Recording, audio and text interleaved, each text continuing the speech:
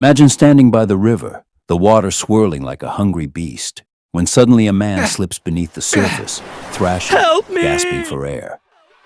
Dozens of eyes watch in horror, frozen by fear. But then, out of nowhere, an unlikely hero steps forward. Not a strong swimmer, not a trained rescuer, but a child. Yes, a child. What happened next would leave the entire crowd breathless. And it's a story you'll never forget. But before we dive into this incredible true story of courage and survival, take a moment to hit that subscribe button and turn on the notification bell.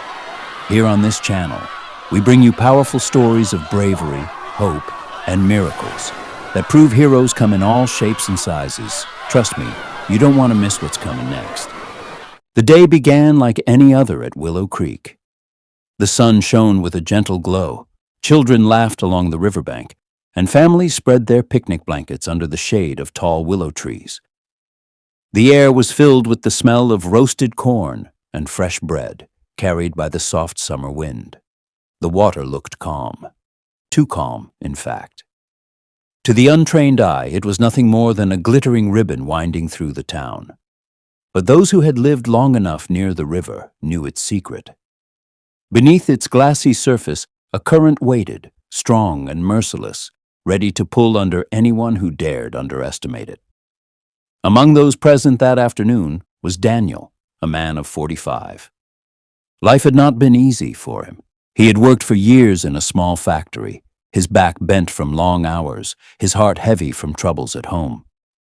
That day, he sought peace, just a few hours with his fishing rod, far from the noise of the world.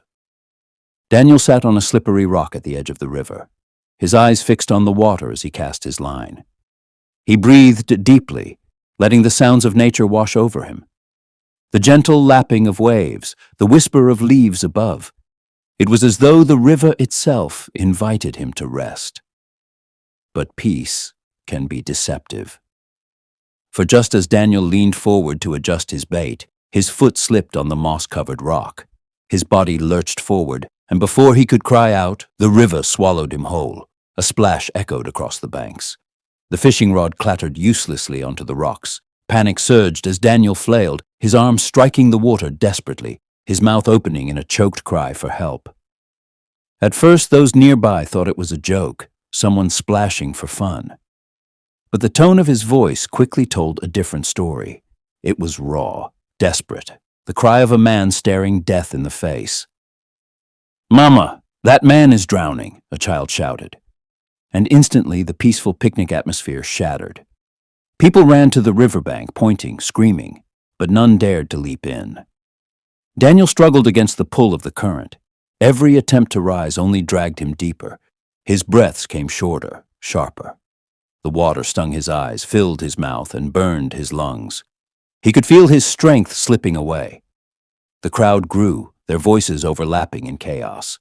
Some shouted, "Call emergency services!" Others cried, "Somebody help him!" But fear rooted their feet to the ground. The river had claimed lives before. They all knew it. And not one of them wanted to be next. As Daniel's body drifted farther from shore, the hopelessness thickened. Time was running out. The man's arms were growing heavy, his head dipping beneath the water again and again.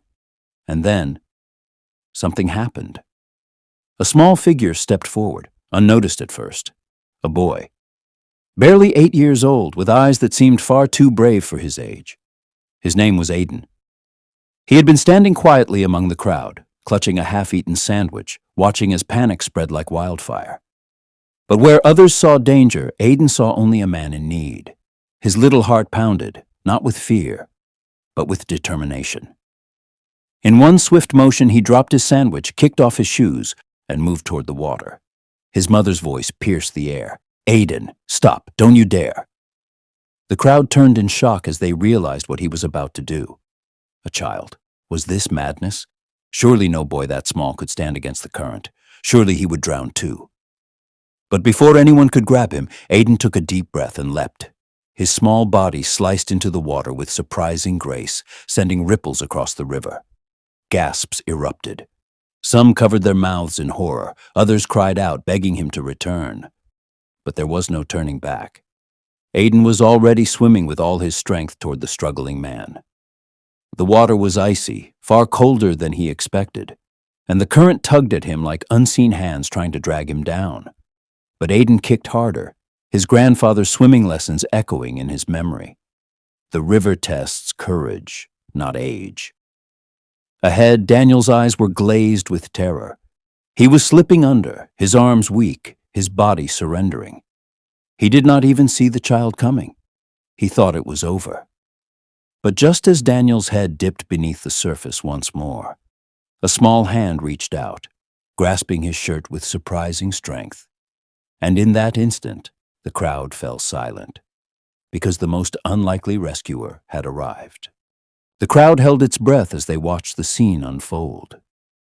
The man who was drowning seemed impossibly heavy, and the child who had reached him looked impossibly small. It was a picture no one would ever forget. Life and death balanced on the shoulders of a boy.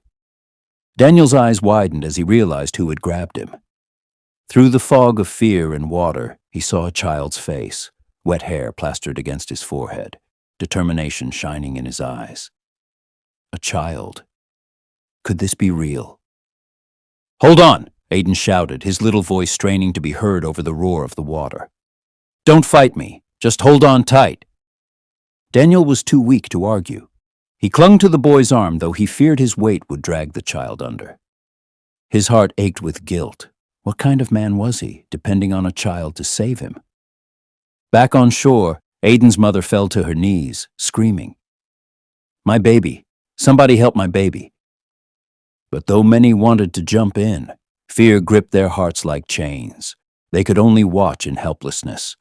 The river pulled hard, determined to claim them both.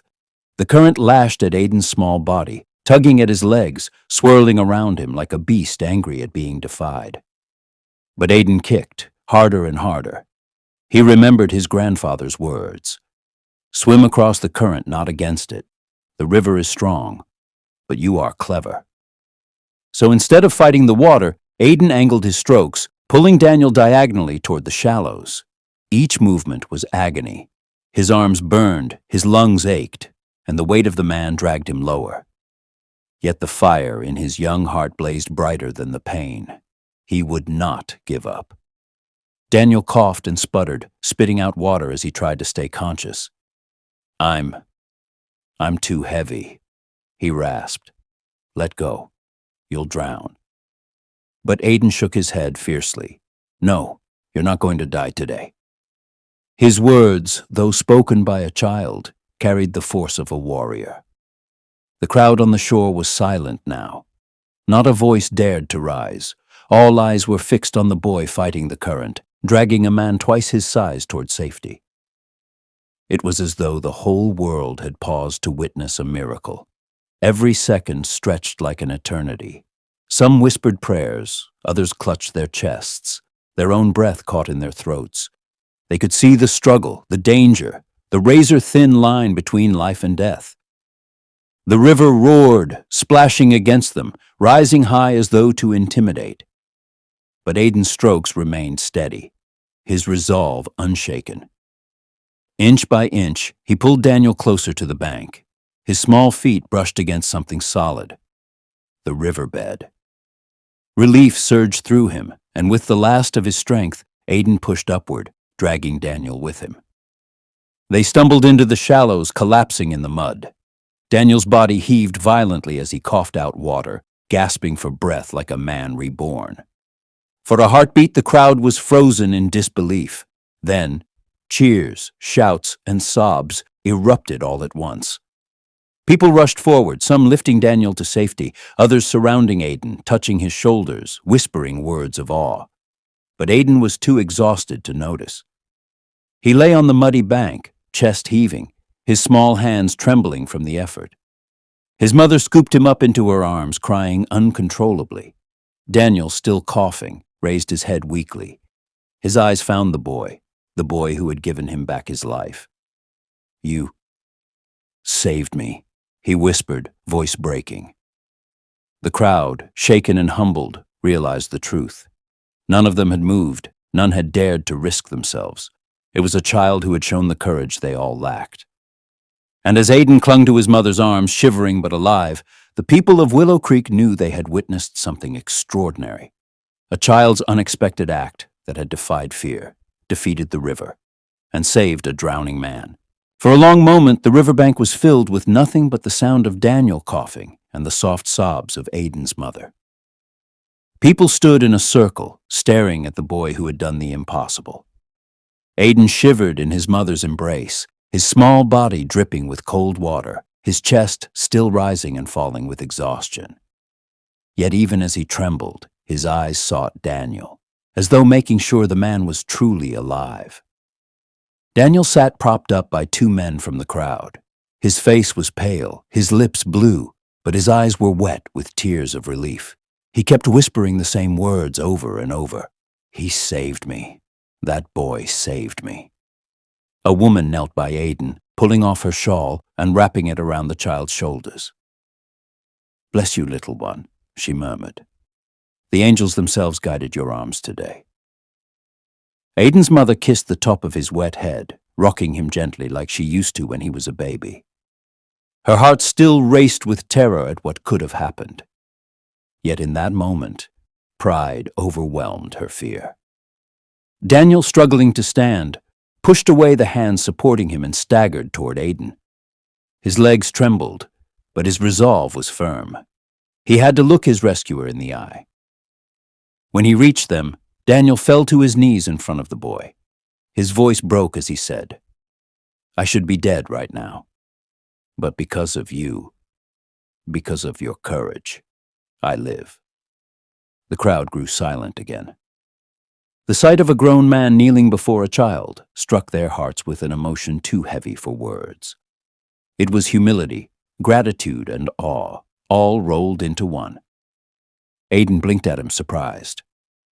"I couldn't just stand there," he said softly, his voice tired but steady. "You needed help." Those simple words hit harder than any speech could. They were pure, unpolished, and honest. The truth spoken by a child who acted without hesitation while others froze in fear. Daniel lowered his head, tears spilling freely. "You are my hero," he whispered. "You may be small, but today, you are greater than all of us." Some in the crowd wept openly. Others bowed their heads in shame, remembering how their own feet had been rooted to the ground, paralyzed by fear, while a child had done what they could not. One elderly man cleared his throat and said, "This boy has shown us all what courage means. Let this day never be forgotten in Willow Creek." His words were met with nods of agreement. Slowly, people began to move.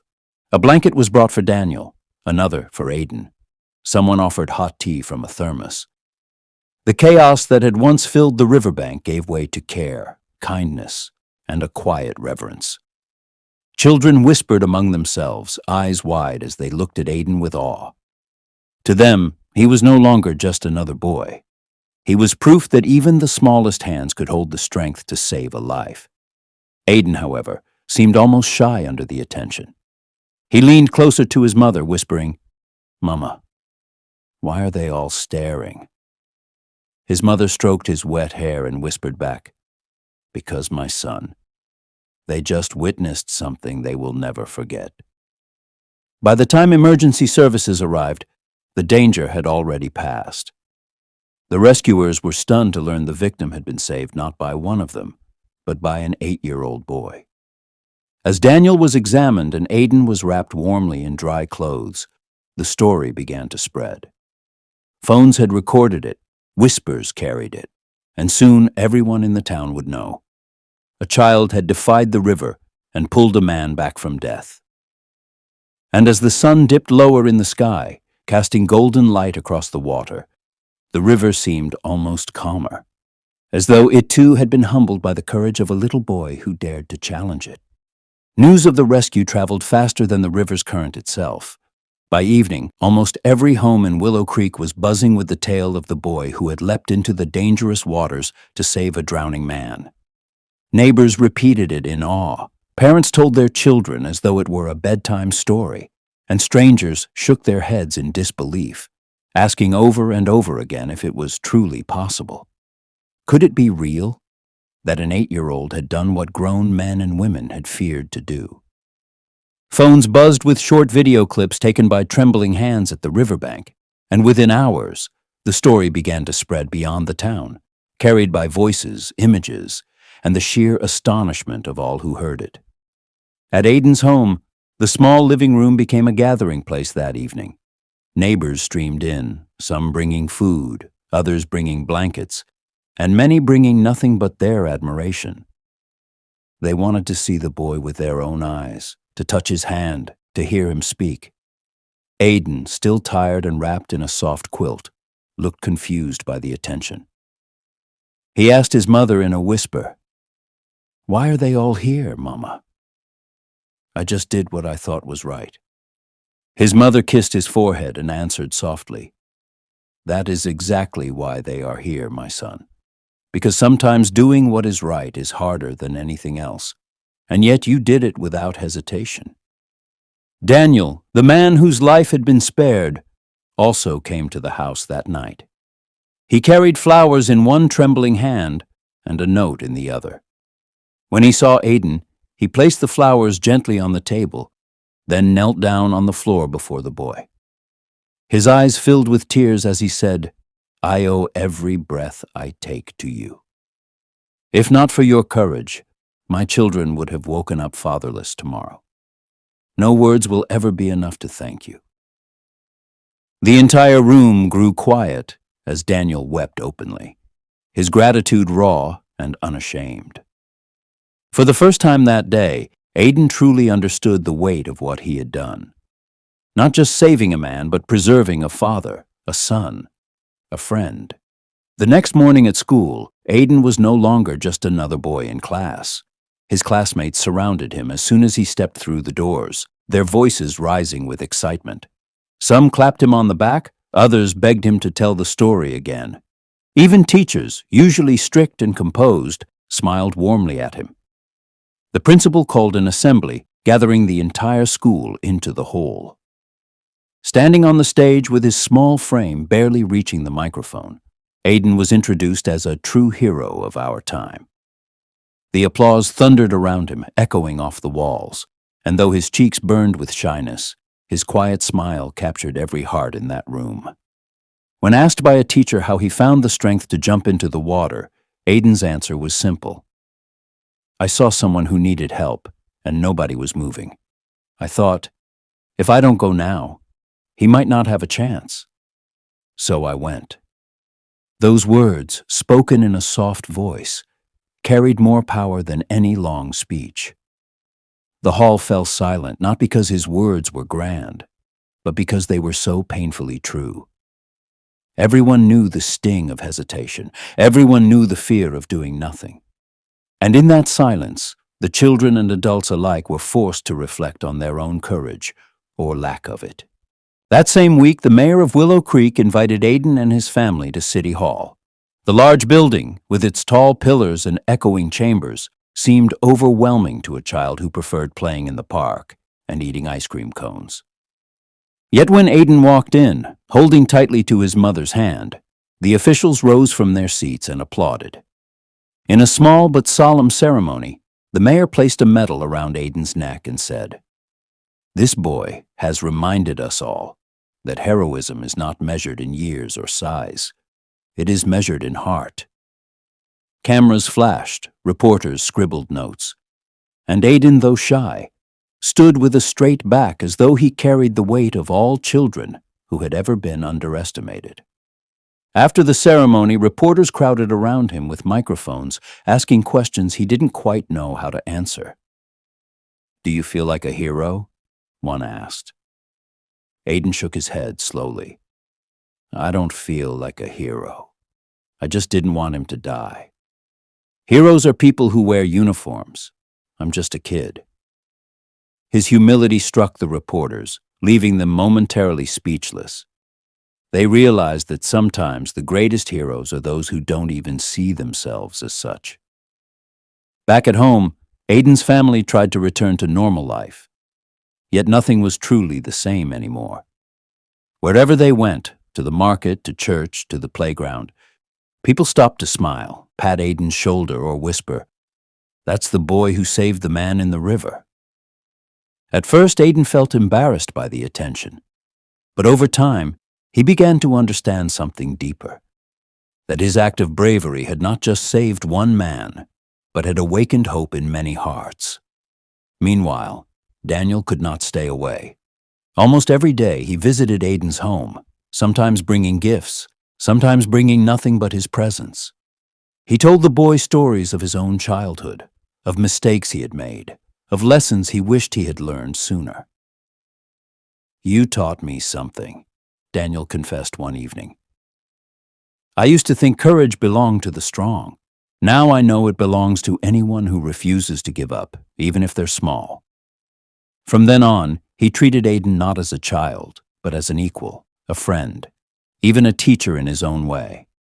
In the weeks that followed, Willow Creek itself seemed transformed. Children played at the riverbank but spoke of Aiden in reverent tones, daring each other to be brave like him in their own small ways. Adults, who once might have turned their eyes away from danger, began to say quietly to themselves, "If a child can act, what excuse do I have?" The town discovered a new kind of courage, not one born of muscle or authority, but of compassion and quick action.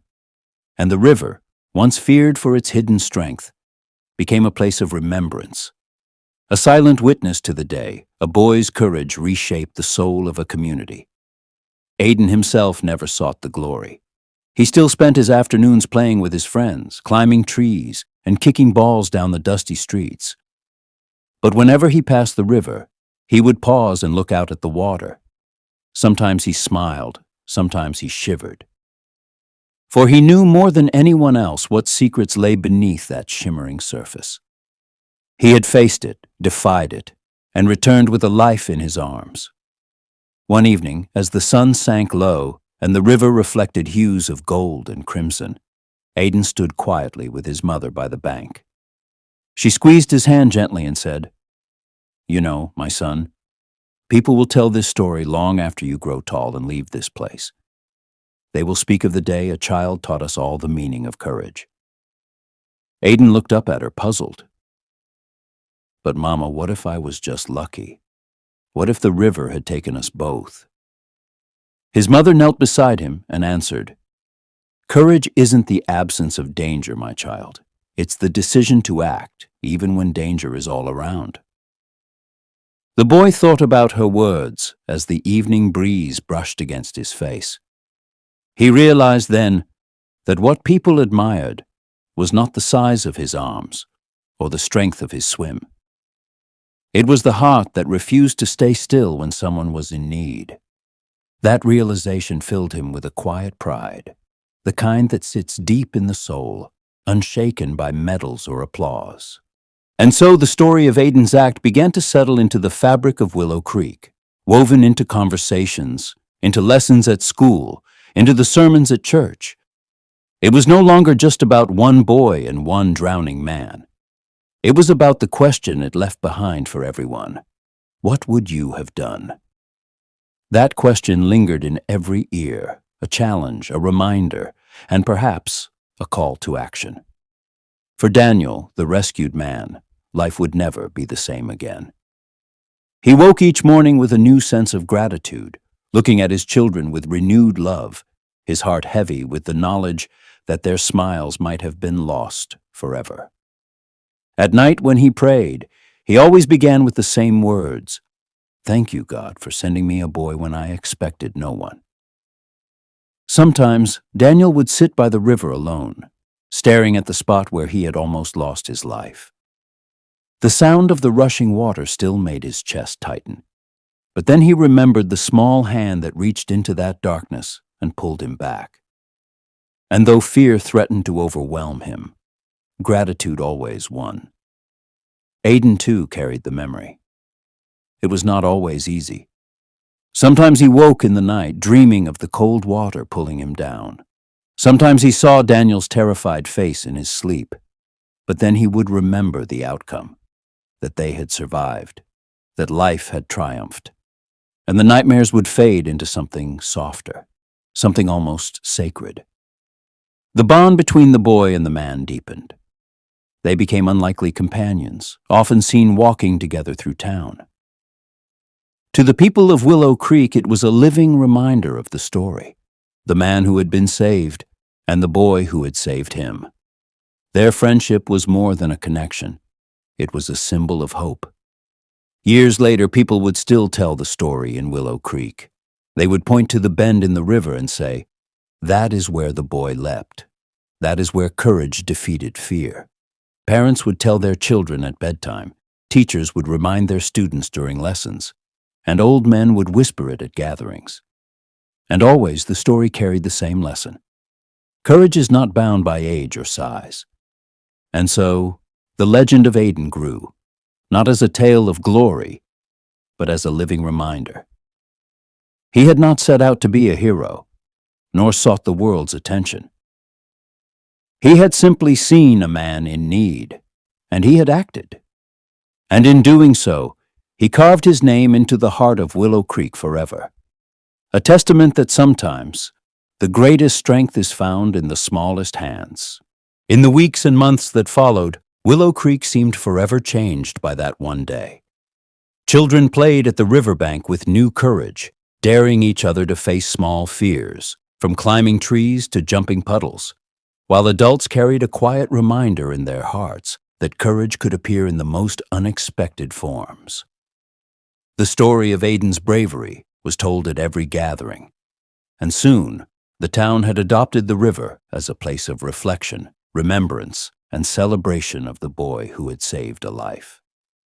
Daniel himself became a living storyteller. Whenever he visited schools, he recounted the story with vivid detail: the cold water, the relentless current, the overwhelming fear, and above all, the small hand that had reached into the river and refused to let go.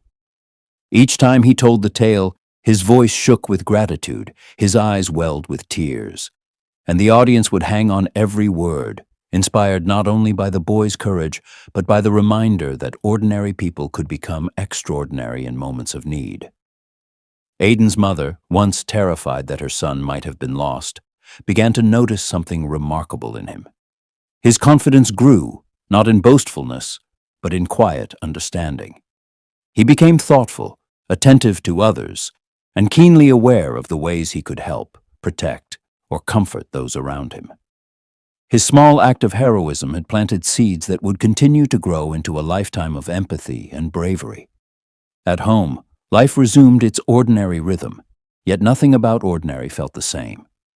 Family dinners were filled with laughter and careful reflection, often punctuated by the question, "What would Aiden do?"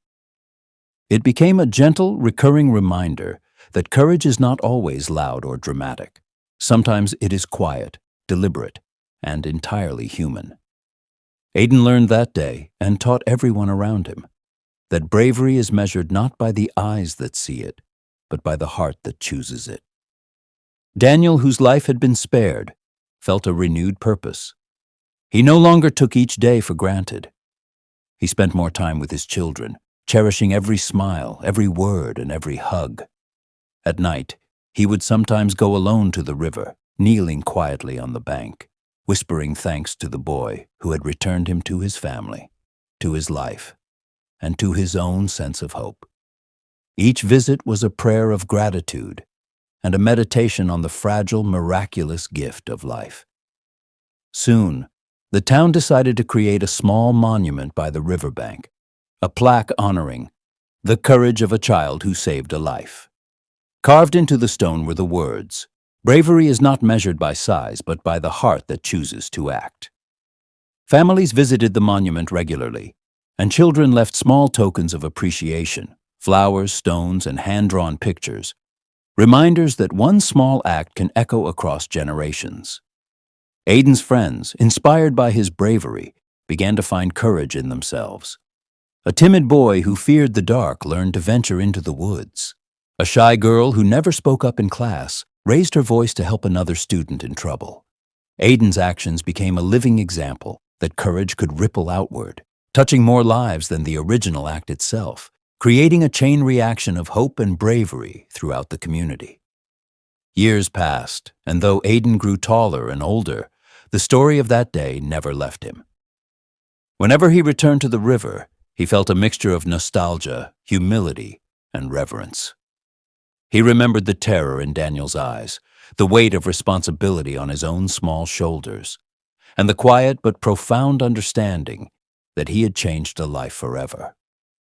These memories became a guiding light, shaping his choices, his friendships, and his own understanding of what it meant to be courageous.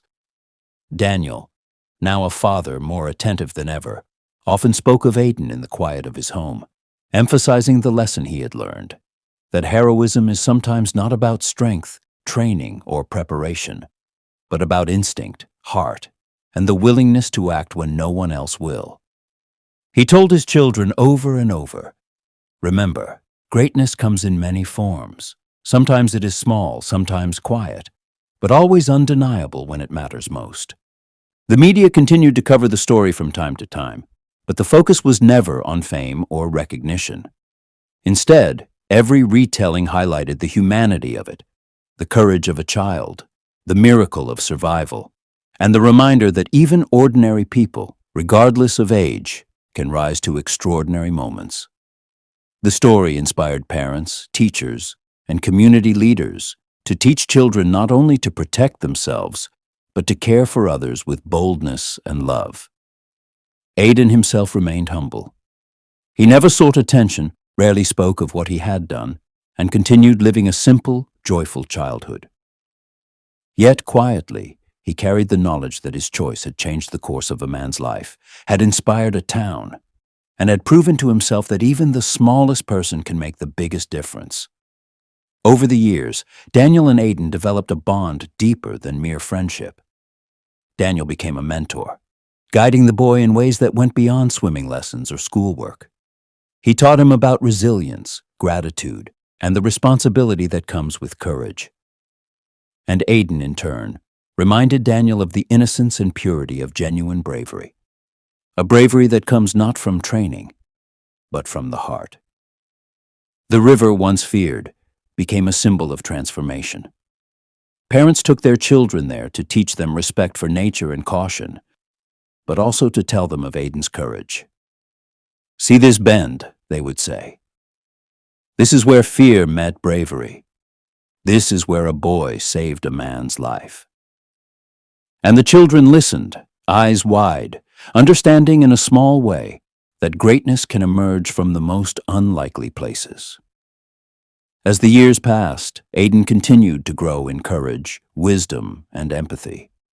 He took on small responsibilities in his community, helped neighbors, and spoke up for those who could not speak for themselves. The seed of heroism planted in him that day by the river had blossomed into a life dedicated to doing good, quietly, consistently, and without expectation of reward. Daniel, watching the boy grow, often reflected on the lessons of that day. He realized that fear is the most dangerous current of all, capable of paralyzing even the strongest. Yet courage, simple, instinctive courage, can defy even the mightiest river, changing the course of lives in ways that ripple forever. The town eventually celebrated an annual Day of Courage, not just for Aiden, but for the reminder that anyone could rise to the occasion. Children told stories, adults shared lessons, and families visited the river to honor the moment when fear was defeated by a child's heart. Willow Creek became a place where bravery was cherished, cultivated, and remembered. Even in adulthood, Aiden carried the story with him. Whenever he faced challenges, he remembered the river, the man's terrified eyes, and the weight of life in his hands. That memory became his guiding principle. Courage is not the absence of fear, but the resolve to act despite it, no matter the cost. Daniel continued to live with gratitude etched deeply into his heart. He raised his children with stories of courage, compassion, and humility. And each time he passed the river, he would whisper silently to the boy who had saved him, knowing that Aiden's actions had transformed his life forever. The story of that day, retold over decades, became more than a tale of a rescue. It became a moral compass for Willow Creek, a symbol of hope, a lesson in courage, and a testament to the extraordinary power of ordinary people when faced with moments that demand the heart to act. And so, long after the river's waters had carried the echoes of that fateful afternoon, the story remained, carried in whispers, in lessons, and in the hearts of those who dared to dream of courage. Aiden, the boy who dared to act, had proven that the smallest hands can hold the greatest power, that heroes are not always those we expect, and that the courage to act, even once, can ripple through generations, leaving a legacy that time itself cannot wash away. As you're listening to this incredible rescue, remember, stories like these are shared here every week, so if you haven't yet, tap subscribe and join our growing community of people who believe in everyday miracles. This story reminds us that bravery doesn't depend on size, age, or strength. It comes from the heart. An 8-year-old child showed us what true courage looks like and saved a life that day. If you believe this story deserves to be heard, share it with someone today. And don't forget to subscribe for more stories that inspire, heal, and remind us that heroes walk among us, sometimes in the smallest forms. Thank you so much for watching. See you on my next video.